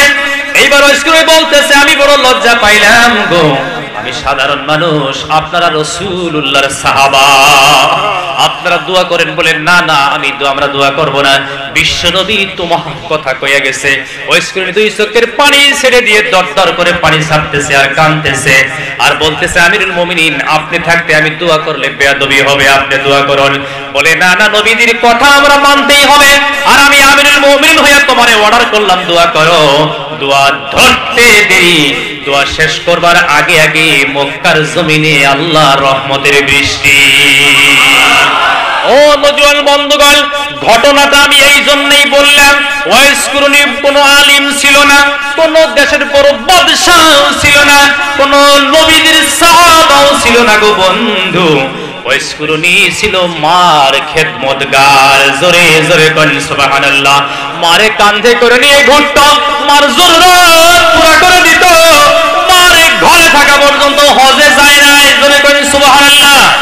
হজের সাইতে মার খেদমতটা উনি বড় মনে করতেন। বন্ধু, আমরা যদি মার খেদমত করি গো, আমাদের তাকদীরে আল্লাহ খুইলা দিব। জোরে জোরে কোন সুবহানাল্লাহ। একটু জিকির করি লা ইলাহা ইল্লাল্লাহ, লা ইলাহা ইল্লাল্লাহ, লা ইলাহা ইল্লাল্লাহ মুহাম্মাদুর রাসূলুল্লাহ। তো আমরা মার খেদমত করবো ইনশাআল্লাহ।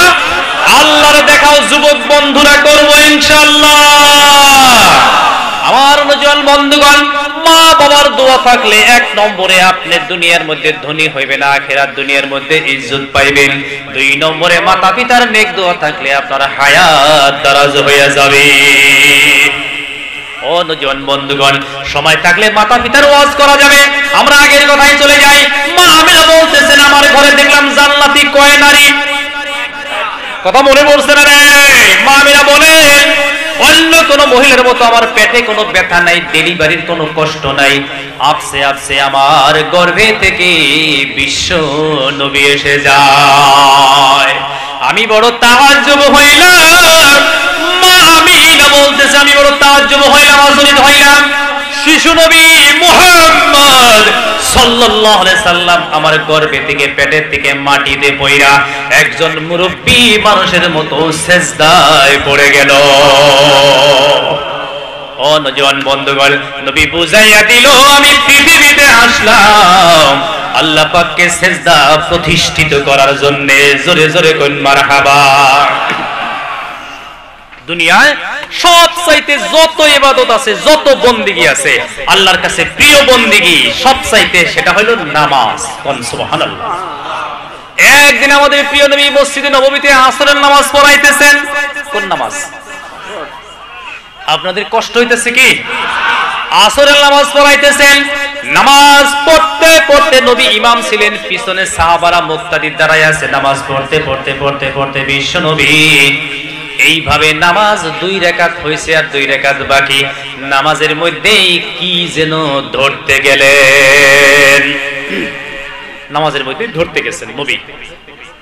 নজওয়ান বন্ধুগণ, বাকি 2 রাকাত কমপ্লিট, নামাজ শেষ। সাহাবারা বললেন, ইয়া রাসূলুল্লাহ, ইয়া হাবিবাল্লাহ, আজকে আপনার মধ্যে আমরা যা দেখলাম ইতিপূর্বে আর কোনোদিন তো তা দেখি নাই। ইয়া রাসূলুল্লাহ, ইয়া হাবিবাল্লাহ, আপনি যেন কি ধরতে গেলেন? নবী বললেন, ও সাহাবারা, আমরা যেমনে নামাজে দাঁড়াইয়া গেলাম গো, নামাজের বরকতে আল্লাহ রাব্বুল আলামিন আমাদের জন্য জান্নাতের 8টা জান্নাতের সমস্ত নিয়ামত হাজির করে দিলেন। ওর মধ্যে আমি বিভিন্ন ফল ফুল দেখলাম, বিভিন্ন নিয়ামত দেখলাম, একটা আঙ্গুরের ঝোপা দেখলাম। আমি নবী ধরতে গেলাম, ধরলাম না। মনে মনে ভাবলাম জান্নাতেরটা জান্নাতেই খাবো, কিন্তু ওই আঙ্গুরের ঝোপা যদি আমি নিয়ে আসতাম, আমি রাসূল খাইতাম। আল্লাহ আমার তৌফিক দিছিল, ধরলে আনতাম ও খাইতেও পারতাম। আমি ধরি নাই, আমি আনি নাই। ওইটা যদি আনতাম, আমি রাসূল খাইতাম, তোমরা সাহাবারা খাইতা। তাবেঈন খাইতো, তাবেঈন খাইতো, সিদ্দিকিন, শুহাদা, আকাবির উলামা, ফুজারা, আর ওরা কিয়ামত পর্যন্ত আমার যত উম্মত পৃথিবীতে আসতো সকলেই খাইতো, কিন্তু এই জবাই থেকে একটা আঙ্গুরও শেষ হতো না, কারণ এইটা হলো জান্নাতের ফল। জোরে জোরে কোন মারহাবা। আমার নজওয়ান বন্ধুগণ, আপনি নামাজে দাঁড়ায়া গেলেন, নামাজ পড়তেছেন। নামাজের বিভিন্ন রুকুন আরকান আছে, আছে না নাই? নামাজে আপনি দাঁড়ায়া গেলেন, বললেন আল্লাহু আকবার, আলহামদুলিল্লাহি রাব্বিল আলামিন, আর রহমানির রহিম, মালিকি ইয়াউমিদ্দিন, ইয়্যাকা না'বুদু ওয়া ইয়্যাকা নাস্তাঈন, ইহদিনাস সিরাতাল মুস্তাকিম, সিরাতাল লাযীনা আন'আমতা আলাইহিম, গায়রিল মাগদুবি আলাইহিম ওয়ালাদ-দাল্লিন।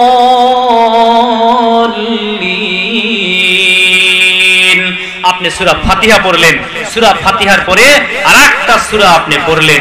মুহতারাম দোস্ত বুজুর্গ, রুকুন আরকানগুলি করে যখন আপনি সিজদায় চলে গেলেন, এক সিজদায় একজন মুমিনের 40 দিনের রিজিক বৃদ্ধি হয়।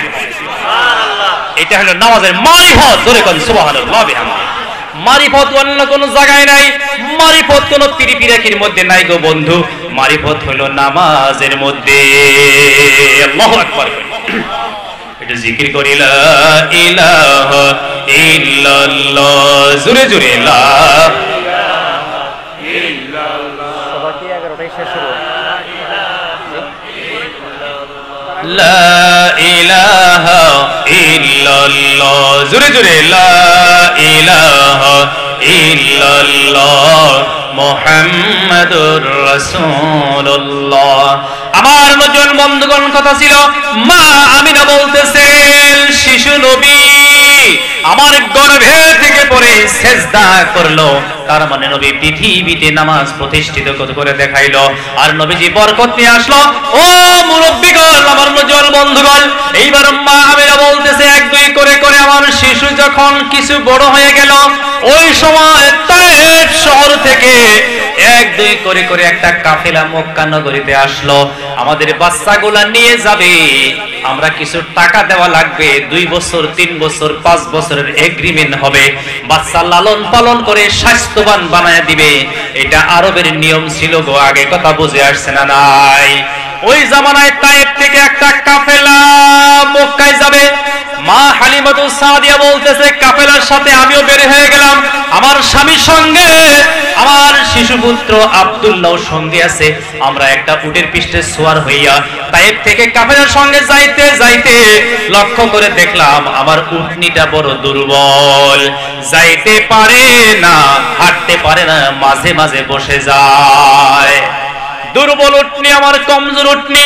আমরা যাইতে যাইতে সাথের কাফেলার উটনিয়ালারা মক্কায় ঢুইকা ধনী ধনী মানুষের বাচ্চা নিচে টাকা বেশি পাবে, সকলে যখন ঘুইরা আসতেছে তখন আমরা যাই মক্কায় ঢুকলাম। মক্কায় ঢুকতেই একটা ঘর দেখলাম, খেজুরের পাতার ছাউনি। কি পাতা?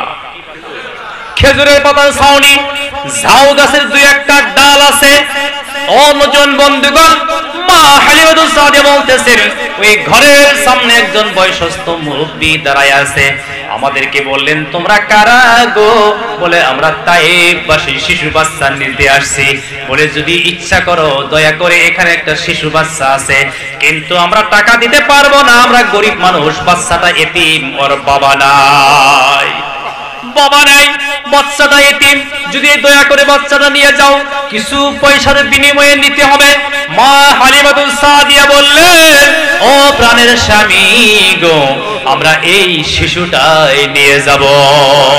মা আমিনা বললেন, আমি ঘরের ভিতরে গেলাম, আমাকে আব্দুল মুত্তালিব ঘরের ভিতরে নিয়ে গেল।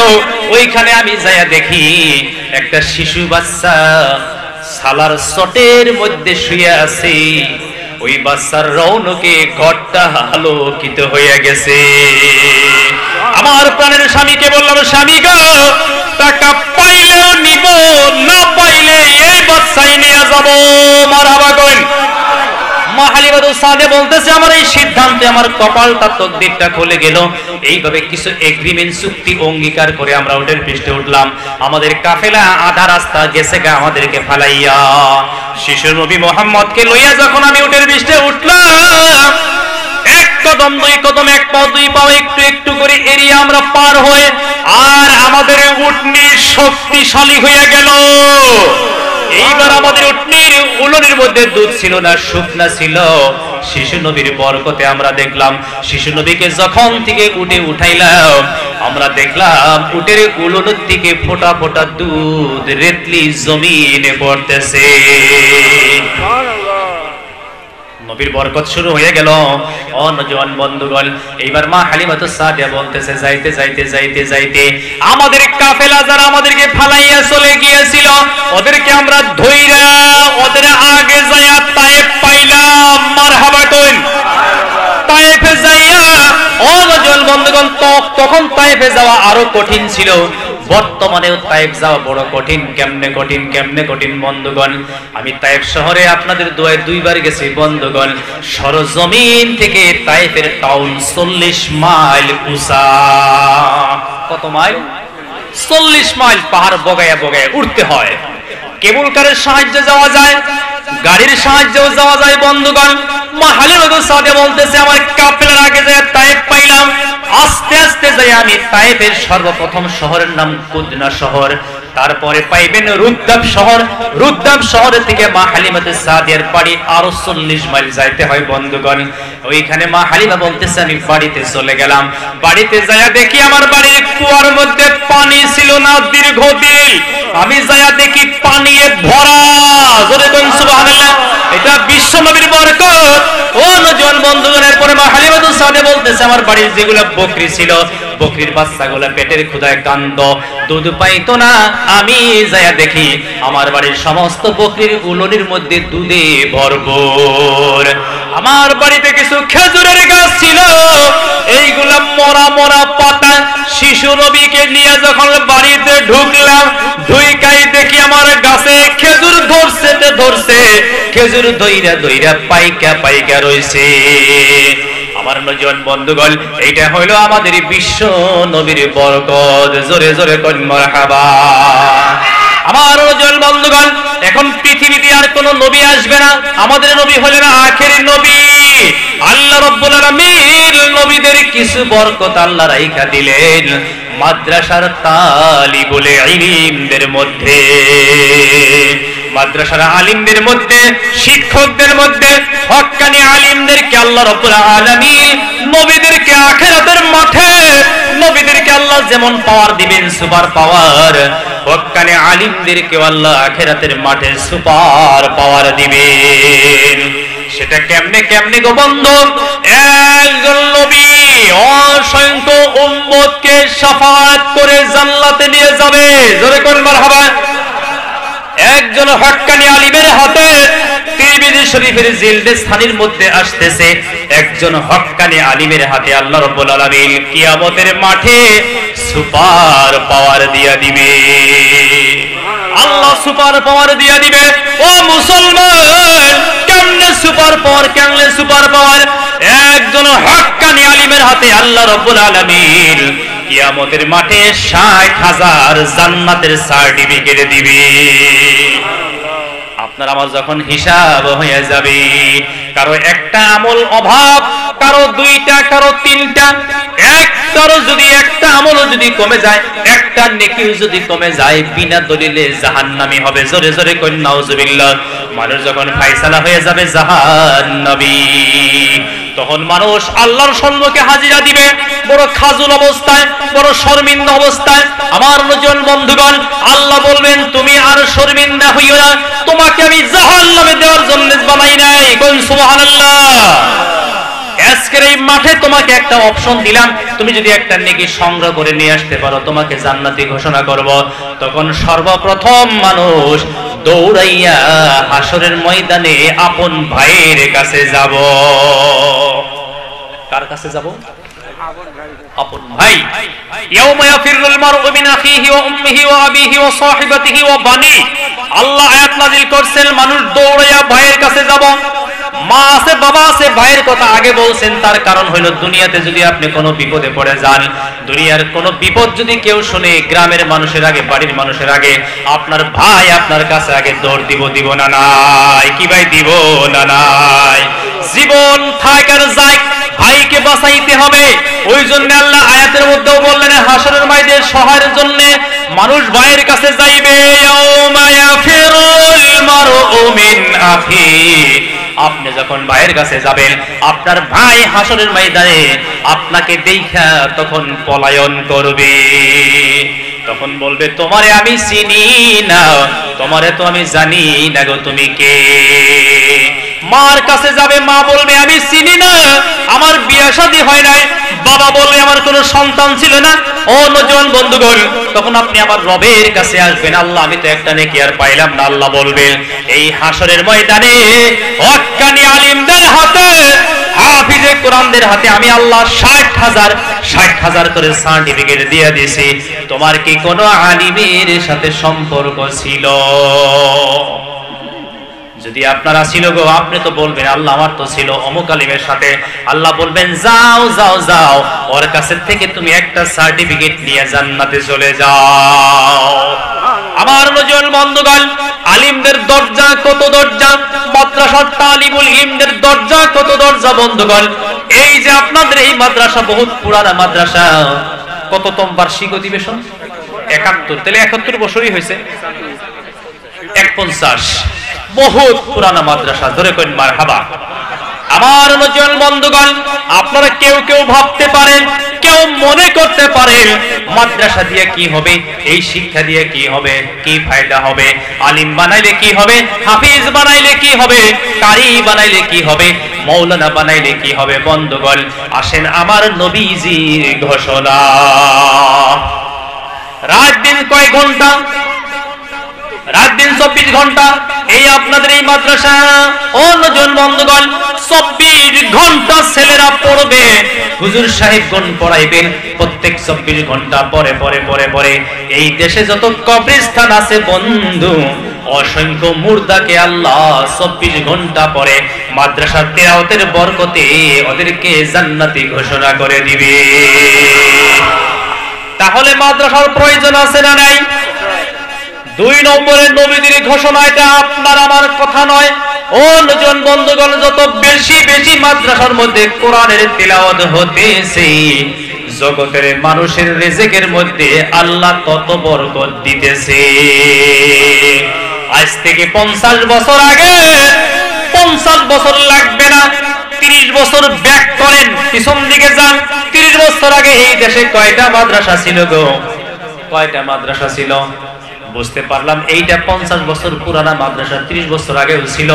এখন যত মাদ্রাসা ঘন ঘন, তখন কি কোনো মাদ্রাসা ছিল? যখন মাদ্রাসা ছিল না তখন মানুষ বেশি ধনী ছিল না এখন বেশি ধনী? কথা বলেন।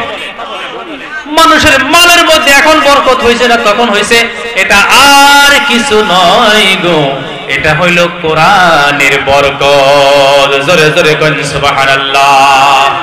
প্রত্যেক বছরে বছরে আমারও মাদ্রাসা আছে, আপনাদের দোয়ায় প্রায় 250 ছাত্র আছে। আমার নজন বন্ধুগণ, বছরে বছরে অনেক ছাত্রদেরকে আমরা পাগড়ি দেই না নাই?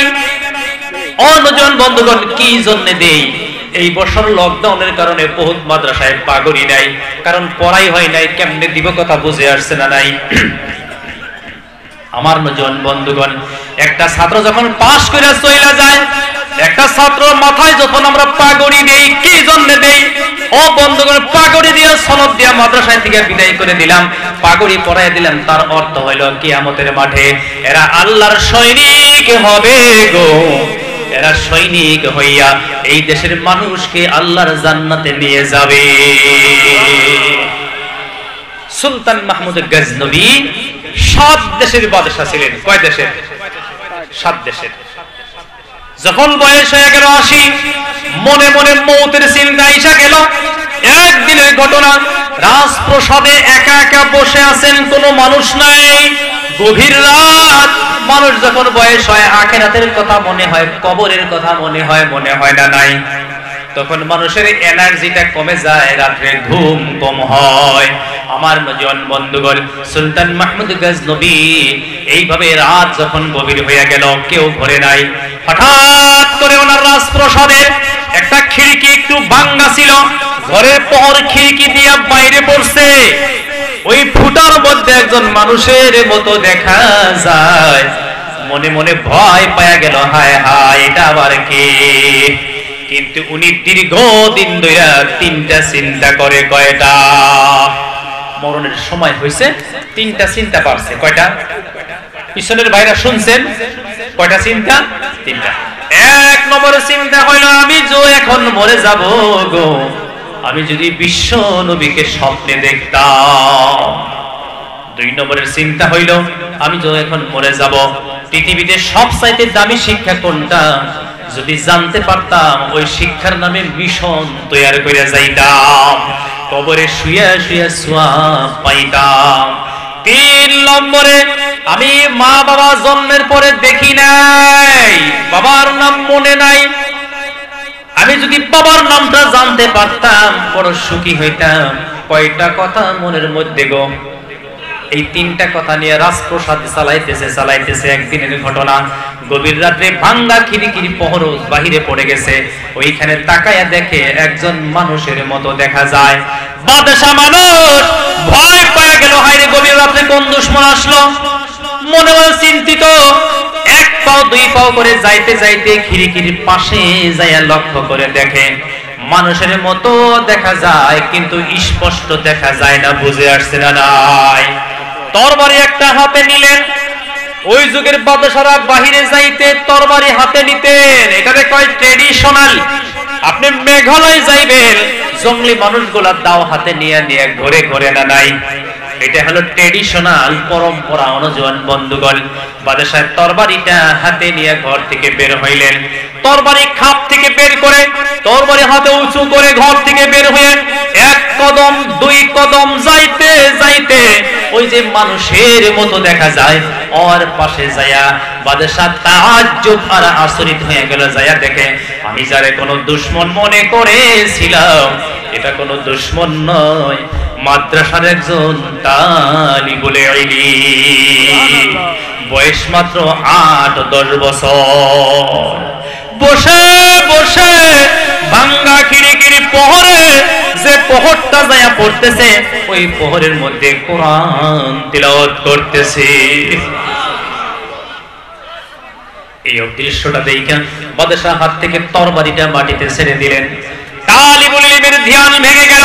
ও মুসলমান, ধ্যান যখন ভেঙে গেল, আমার নজন বন্ধুগণ, আমার মুরব্বী বাবাজিরা, তখন তালিবুল ইলম বাদশাহর পায়ে পড়ে গেল। বাদশাহ নামুদার, আমাকে মাফ করে দেন, আপনার অনুমতি ছাড়াই আপনার রাজপ্রাসাদের পরে আমি বসে গেছি গো বাদশাহ। বাদশাহ বুকের সাথে জড়াইয়া ধইরা কপালে একটা চুমু দিয়ে বলতেছে, বাবা তুমি আমার কাছে কি মাপ চাইবা গো? আমি তোমার কাছে মাপ চাই। তোমার বাড়ি কোথায়? বলে বাদশাহ নামুদার, এখান থেকে 10 মাইল দূরে আমার বাড়ি। কয় মাইল? কথা বলেন, কয় মাইল? বলে তুমি এখানে কেন? বলে বাদশাহ নামুদার, আমার বাবা গরিব মানুষ, আমার বাবা ঠেলা চালায়, আমার 4টা বোন, আমি একা ভাই, আমি একটা মাদ্রাসায় পড়াশোনা করি। একদিন সন্ধ্যার পরে পড়তে গেলাম, আমার ঘরে বাতি নাই, কেরাসিন নাই, বাবা কেরাসিনও কিনতে পারে না। মনের দুঃখে বাদশাহ নামুদার কোরআনটা কাঁধে নিয়ে রাস্তা দিয়ে বের হয়ে আসতে আসতে আপনার রাজপ্রাসাদের এই ভাঙ্গা খিড়কির প্রহর আমার নজরে পড়ে যায়। অমনি ওই প্রহরে আমি কোরআন তেলাওয়াত শুরু করি।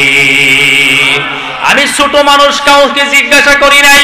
বাদশাহ বলতেছে, কতদিন ধরে আসো? বলে বাদশাহ নামুদার, মনের দুঃখে আর অভাবের কারণে আমি ডেইলি আজকে 2 বছর ধরে আসি। এইখানে বৈশা বৈশা আমি আল্লাহর কালাম তেলাওয়াত করি। বাদশাহ জিজ্ঞাসা করছে, কয় পারা তোমার হয়ে গেছে? বলে ভাঙ্গা খিড়কির প্রহরে পড়তে পড়তে আমার 10 পারা মুখস্থ হয়ে গেছে। বাদশাহ বুকের সাথে জড়াইয়া আবার একটা চুমু দিয়া বলতেছে, বাবারে আজ থেকে তোমার আর এইভাবে ভাঙ্গা খিড়কির প্রহরে পড়তে হবে না, তুমি যা চাইবা আমি তা দিয়া দিব। কি চাও বাবা? বলে বাদশাহ নামুদার, কিছু চাই না, আপনার কাছে আমার একটাই মাত্র দাবি, এই ভাঙ্গা খিড়কিতে বসার জন্য অনুমতি দিয়া দেন। আমি কিচ্ছু চাই না গো বাদশাহ, শুধু কোরআন পড়ব ভাঙ্গা খিড়কির ঘরে বসে বসে। বাদশাহ বলতেছে, না রে বাবা, আমি বাদশাহ মানুষ, বড় করে কিছু চাও? বলে না না, হবে না, হবে না, আমি কিছু চাবো না, শুধু অনুমতি চাই, ভাঙ্গা খিড়কির প্রহরে আমি বসে বসে পড়ব। আগের যুগের তালিবুল ইলমদের লেখাপড়ার পিয়াসটা বেশি ছিল। জোরে জোরে কইন সুবহানাল্লাহ। বর্তমান যুগের তালিবুল ইলমদের পিয়াস হলো খালি দামি দামি কাপড় পরা। এখানে হুজুররা আছে, জিজ্ঞাসা করেন বন্ধুগণ, আমিও তো মাদ্রাসা চালাই, বহুত পোলাপান ফিস দিবার পারে না। কয়েকদিন পরে দেখি 4G মোবাইল 12,000 টাকা দামে। কথা ঠিক আছে না নাই গো বন্ধুরা? পড়ার পিপাসা নাই, পড়ার চাহিদা নাই। একটা উদাহরণ আমি দিতেছি, পরে ঘটনা শেষ করব। ইমাম মালিক রহমতুল্লাহ নবীর বংশধর। কার বংশধর? ইমাম মালিক রহমতুল্লাহ জীবনের শেষ টাইমে নবীর সাথে থাকবেন মদিনায়, মারা যাবেন মদিনায়, বড় তমন্না। ওই জন্য হজ করা বন্ধ করেছিলেন। জোরে জোরে কোন সুবহানাল্লাহ। ইমাম মালিক এক জায়গায় কোরআন তাফসীর করতেন। ওনার কোরআন তাফসীরে মানুষ কত ওইটা আপনারা হিসাব করবেন। ওনার কোরআন তাফসীরে লাইট থাকতো 40,000। 40,000 লাইটের তলে কত মানুষ বসবার পারতো? কথা বুঝতেছেন না নাই? ওইখানে উনি তাফসীর করতেন। ও নওজোয়ান বন্ধুগণ, আর এক জায়গার মানুষে কইল, হুজুর আমরাও আপনাকে আনবো। তাহলে তাফসীর মেহফিল কয়টা হইল? দুইটা, দুই জায়গায় তাফসীর মাহফিল। ইতিমধ্যে ইমাম শাফি রহমাতুল্লাহ, ইমাম মালিকরা বললেন, হুজুর আপনার কাছে আমি দীক্ষা নিব, শিক্ষা নিব, আপনি আমারে কোরআন পড়ান সর্বপ্রথম। ইমাম মালিক বললেন, বাবা শাফি রে, আমি তোমাকে কেমনে পড়াবো? আমার দুইটা কোরআন তাফসীর মাহফিল, এখান থেকে আমি পড়াইয়া ওইখানে যাই। ও ইমাম শাফি রে, আমি দুই জায়গায় তাফসীর করি, সময় আমার নষ্ট হয়ে যায়। ওই জন্য দ্বিতীয় তাফসীরওয়ালারা আমারে একটা ঘোড়া কিনা দিছে। কি কিনা দিছে? এখানে তাফসীর খতম করে আমি ঘোড়ায় উঠি, ঘোড়া দৌড়াইতে দৌড়াইতে দ্বিতীয় তাফসীর মাহফিলে যাই। এবার শাফি বলতেছে, হুজুর গো, এর মধ্যেই আমি কোরআন পড়তে পারবো বলে কেমনে? প্রথম তাফসীর শেষ করে ঘোড়ার পৃষ্ঠে আপনি উঠবেন, আপনার ঘোড়া আপনি দৌড়াবেন, আমি পিছনে পিছনে দৌড়াবো, আর আপনি ঘোড়ার পৃষ্ঠে বৈশা বৈশা আমারে কোরআন পড়াবেন। আমি দৌড়াবো দৌড়াবো আর কোরআন পড়বো। জোরে জোরে কইন সুবহানাল্লাহ। এই ছিল আগের যুগের তালিবুল ইলমদের লেখাপড়ার পিপাসা। মারহাবা কইন, মারহাবা। আমরা যে সময় পড়ছি, আমি 90 সনে হাফিজ পড়া শেষ হয়েছে, আমার হিফজ কমপ্লিট। তখন দুনিয়ায় বুঝি নাই। কথা বুঝছেন গো? কি কইছি? গড়ি গারে কয়, পাঞ্জাবের ইস্তারি করা কয়, কিচ্ছু বুঝি নাই। 90 সনের কথা কইতে, বেশি দিনের কথা না। 90 সনে আমি হিফজ শেষ করছি। 2000 সনের আগে আমার বাকি লেখাপড়া শেষ। আমার নজন বন্ধুগণ, অন্য কথা, যেদিন থেকে ফ্যাশন আয়া গেল, স্টাইল আয়া গেল, সেদিন থেকে সুন্নত বিদায় নিয়ে গেল। কথা বুঝে আসছে না নাই? আমার নজন বন্ধুগণ, যাই হোক, অন্য কথা।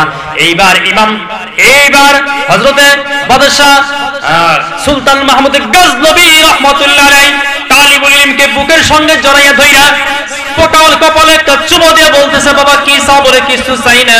বলে না না, তুমি বড় করে কিছু চাও। বলে না, শুধু আপনি পড়ার অনুমতি দেন।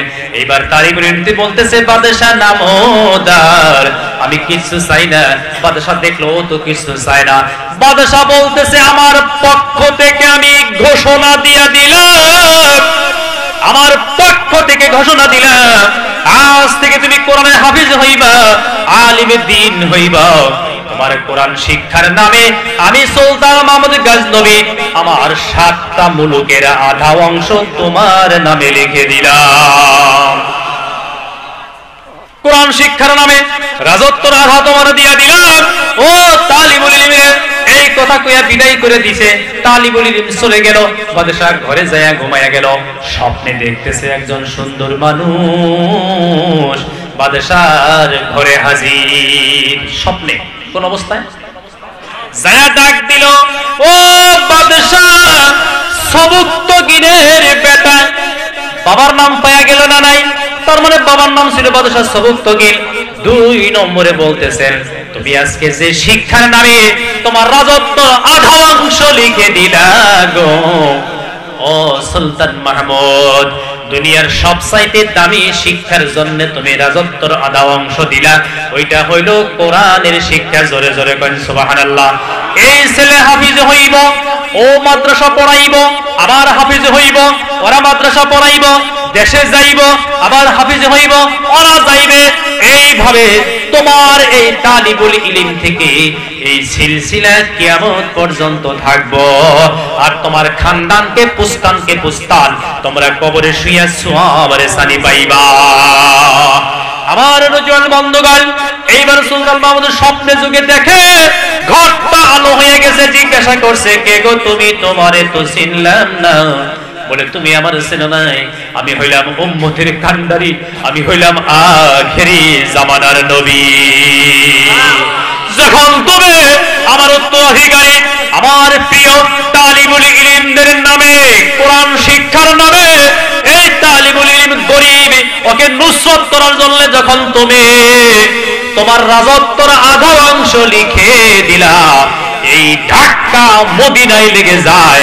আমি রাসূল মদিনা থেকে তোমার সাথে স্বপ্নে যোগে দেখার জন্য এসে গেলাম। মারহাবা কইন, মারহাবা। আমার নজওয়ান বন্ধুগণ, ওরা 7টা রাজ্য দিল, আমাদের 7 রাজ্য দেওয়া লাগবে না গো বন্ধু। এই মাদ্রাসা আপনাদের, এই মাদ্রাসার সৃষ্টির থেকে নিয়ে আপনারা দান খয়রাত করছেন না নাই? আরো যতদিন পয়সা থাকবেন করা লাগবে না নাই? দান না করলে, আপনাদের দানের হাত যদি লম্বা না করেন, মাদ্রাসা জিন্দা থাকবো না গো বন্ধু। আমি মুসাফির, নবী বলছে মুসাফিরের দোয়া কবুল হয়ে যায়। কোনো বুজুর্গি নাই, কোনো ইলম কালাম আমার নাই, কিন্তু একটা বস্তু, সেটা হয়তো আমি তো আস্তে আস্তে মুসাফির হয়ে গেছি।